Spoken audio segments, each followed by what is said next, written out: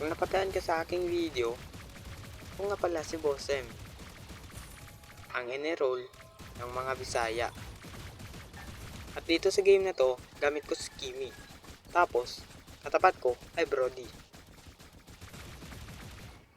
Inuna ko lang yung crab pero pumalag yung Brody. Kaya pinalagan ko, tapos nag-flicker yung tank, tapos napatay ng tank. Napitas namin doon.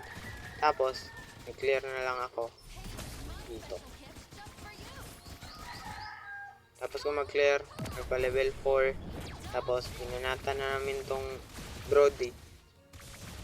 Kala ko walang flicker. Ayun, naka-flicker pa pala. So, nakatakas. At dito, kapalag yung Brody. Kala siguro ng Brody, di ko alam na may kasama siya dyan. Hindi ko ginamit yung second skill ko kasi alam kong may core kalaban, dadalaw. Tsaka yun, napitas kong dalawa. At dito, hindi ko na malayan, may Brody pala sa, sa bush.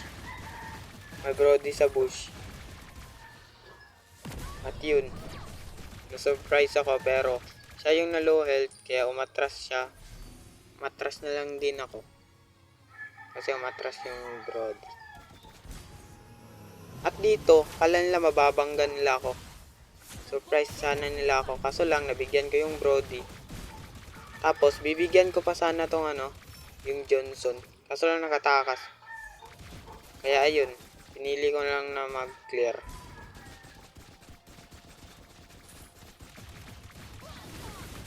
Tapos kung mag-clear na naman ako. Nag-clear na naman. Tapos dito, inabangan na naman ako ng ng Brody. Kala ko mapipitas ko pa. Kaso lang may rose gold na pala siya. So ako na yung nabigyan.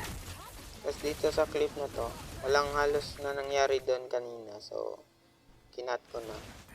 Tapos dito nag-set yung Tigreal namin. Tapos wala kaming kakampi. Sobrang lugi kasi wala kaming core. Ayun, bigyan namin yung core nila. Kaso lang naka-lord sila. Kaya ayun. Dito, binigyan namin Brody. Pagkatapos namin magbigyan ng Brody, pumunta kami sa top lane. Baka lang may kalaban. Wala talaga, lugi talaga kami dito.